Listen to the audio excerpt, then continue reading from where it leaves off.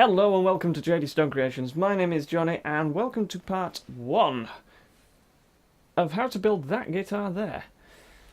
The only two power tools that you will need for this is a jigsaw and a drill. The rest of it is just hand tools. So if you want to know how to build a guitar using just hand tools, stay tuned.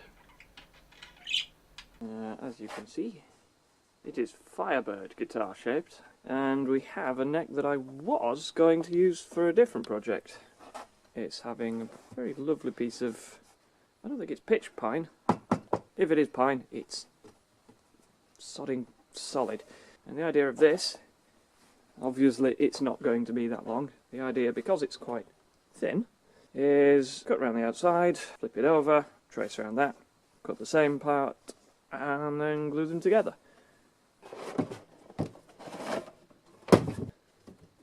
This costs 16 quid, and you can find cheaper ones on eBay. Before I cut this out though, I'm going to stand here and look at the design for about another 20 minutes before I actually decide to cut it.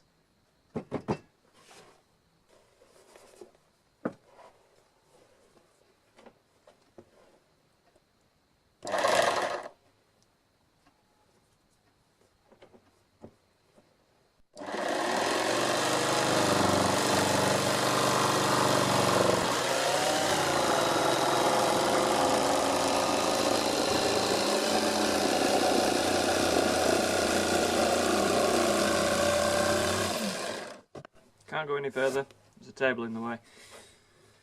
Oop, going this way, otherwise I'm chopping through the cable.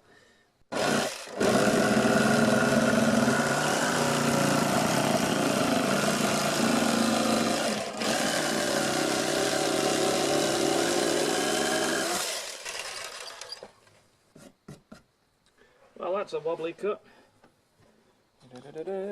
This is the thing that you get with cheap tools. It doesn't always cut exactly level. There's a bit of a slant on this bit compared to here. Remember, it's not what tools you use, it's how you use them. But I did only spend 16 quid 10 years ago. How's that for value, eh? Now, at this point, in hindsight, it would have been worth making a template of this out of cardboard that I so graciously use from Wheatos boxes. Don't throw your cereal boxes away, they're more useful than you can ever imagine. However, instead of cutting this to the exact dimensions that I'm wanting it at, what I can potentially do is line this up into the correct place, and it gives me the template that I need, but a bit bigger than I need. I'm going to draw around this, cut the next bit out, and then, oh, I can't glue it together because I didn't bring my new tight bond glue. Crap!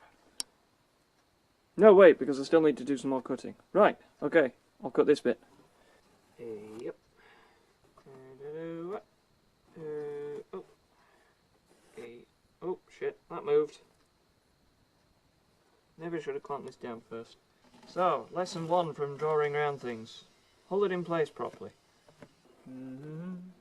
Oh, and just to make sure when you are drawing lines on stuff, don't just do one line. Chances are it's not enough.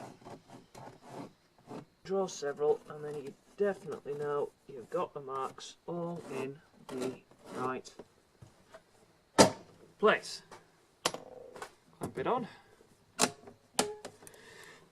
remember, when you're clamping, the further into the table you clamp, the more secure it'll be. If I clamped that there, the only degree that it actually has to hold it in place is on that axis. All of this is left loose, you end up with it like that. Bring the clamp in as far as possible, even if it's only on the edge of it like that. That's still going to be more secure than that. And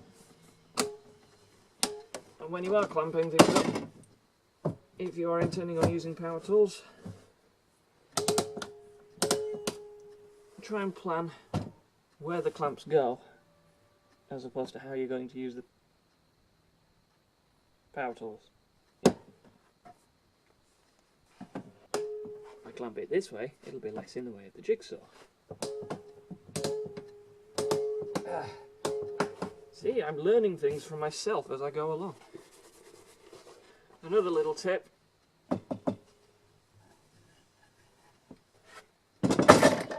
if you're turning quite a tight corner with any power tools, especially with Jigsaw, just go slow. That's my only advice. Turn the speed down to its slowest. For instance, on this part, it's easy for me to get rid of that straight edge, because with whatever tool, it's just there.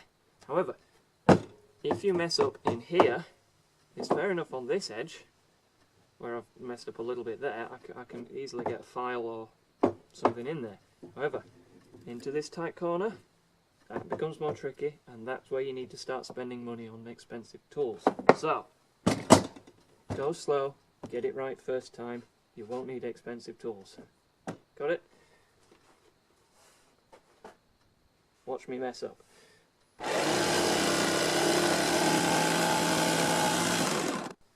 Can't see my line. There it is.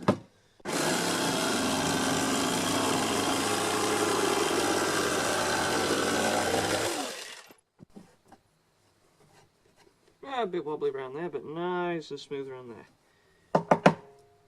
That's what I wanted. I tell you what, that's not looking half bad, is it? I'll just show you why having double there is easier. Because instead of having to route that out and have a really complex tool, look, you just cut it out. And you can do the same with the pickup holes, or it'll just be one in this case. You can do the same with the electrics cavity in the back. And if you're having a Floyd Rose, you could do exactly the same as well. It just makes life a hell of a lot easier. Don't ever complain, oh, well, you're gluing two pieces of wood together to make one body.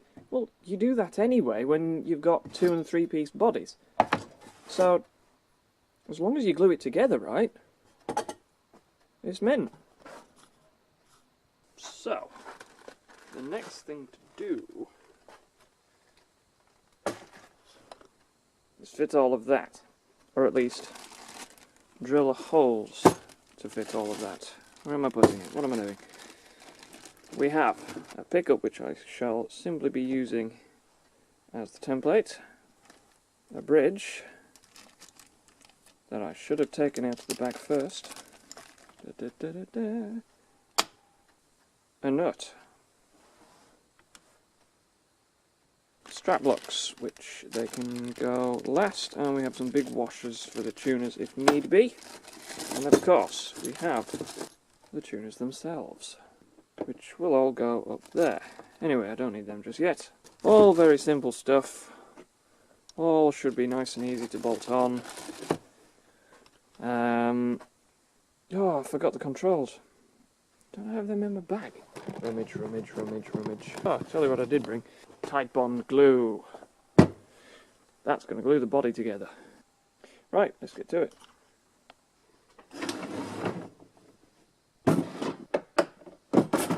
Before you think that I've been spending loads of money on expensive tools, I bought these about 10 years ago.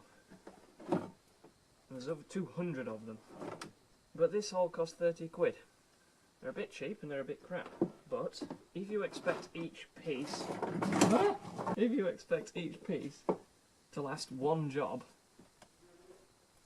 worth its money. Drills. Every dad has a drill. If you're a kid wanting to make this thing, go and ask your dad for a drill. Right. Now, I don't want to drill through both of them. I only want to drill through that one. Measured this from the centre. It's 32mm up. Drawn a line there. There's a centre line down there and a centre line that way, so I know it's straight. That's the handy thing with it being 3 strings. You have a middle string, so you can just line it up easily with everything.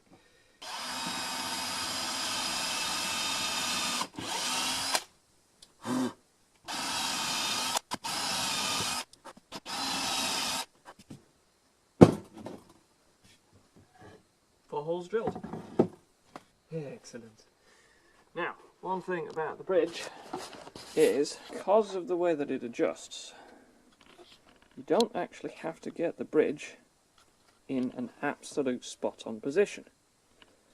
This is the line that I measured for the 30-inch scale length with that neck, which is a typical short scale bass scale length. Oh, and for those of you that don't know, scale length is the distance. Let's just put the neck roughly back where it was meant to be. Scale length is the distance between where the strings are attached here and where the strings are attached here. So it is the physical distance between there and there. You find that out by measuring from the nut, the top bit, to the 12th fret and doubling it. That's how you know where that goes. So you need the neck to know, or you need some kind of reference knowing what the scale length is, which is why it's best to start with a neck. There's plenty on eBay. You can get short scale bass ones, full scale. You can get guitar necks of the Gibson size of 24 3/4, I think, and 25 1/2, which is standard Ibanez and standard Strat. So I've drilled a hole, so I'm going to screw that in place just so it's a solid datum point to work from. And then it will be time to drill the holes for that. And for that I will be using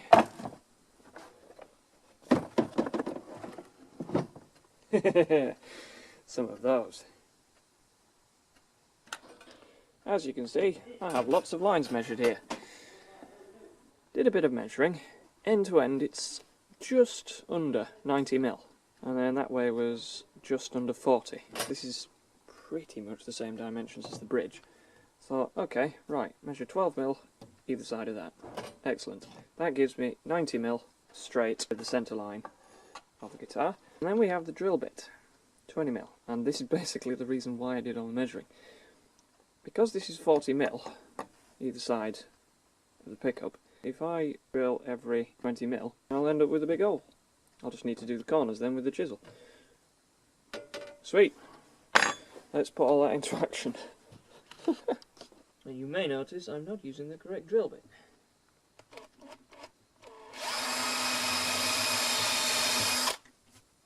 That's because I want to drill pilot holes first.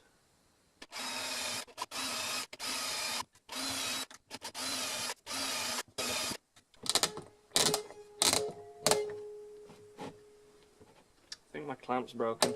It's not meant to make those noises.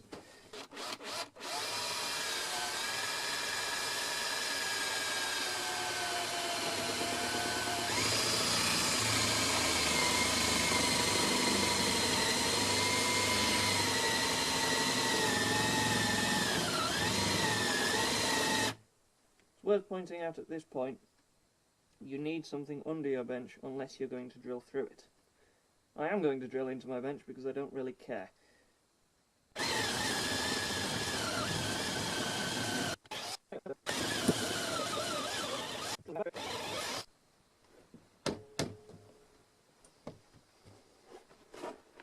Right, I'll drill more of them now.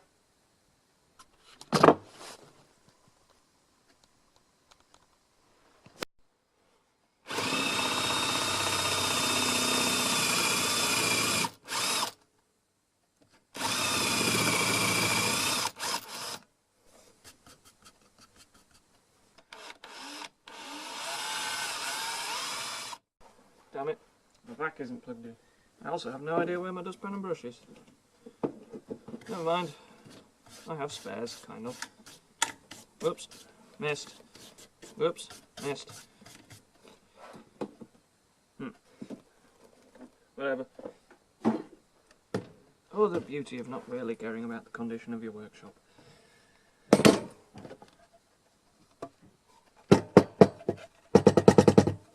Well, okay, so I drilled 3 of them well and 3 of them not very well.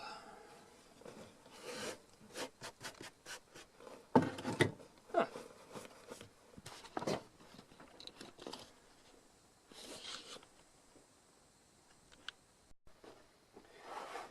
Now at this point, I would greatly advise, don't drill out the rest of it. I'm going to go at it with a chisel instead.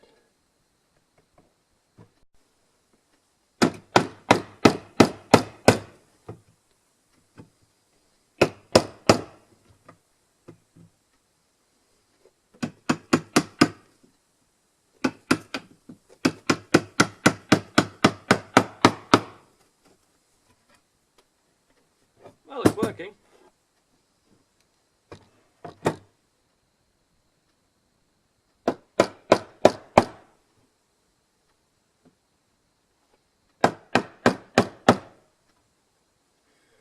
I'll probably get told that this isn't how to use a chisel, but I don't really care, because this is my chisel, and I will use it how I want.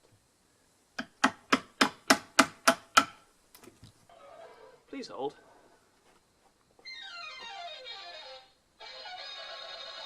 Oh, let's humour them. I don't get it. You answer the phone and it goes beep. If you didn't want to talk to me, why did you ring me? Well, that's nearly there. Nearly got the width.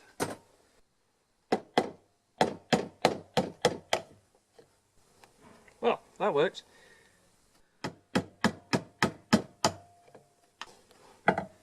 It's time for some filing. One of these files will cost you $5, if that. You can get cheaper ones on eBay that'll still do the same job. Maybe not for as long, but if you're watching this video, you're probably not going to be spending 50 quid on a good file. With hand tools like this, there is no... well, there is a correct way to do them, but it differs so massively between every material that you use it on. There's almost no point trying to teach a normal method. There will be certain movements that feel comfortable for certain materials, and if by happy accident you find one that works for you, use it.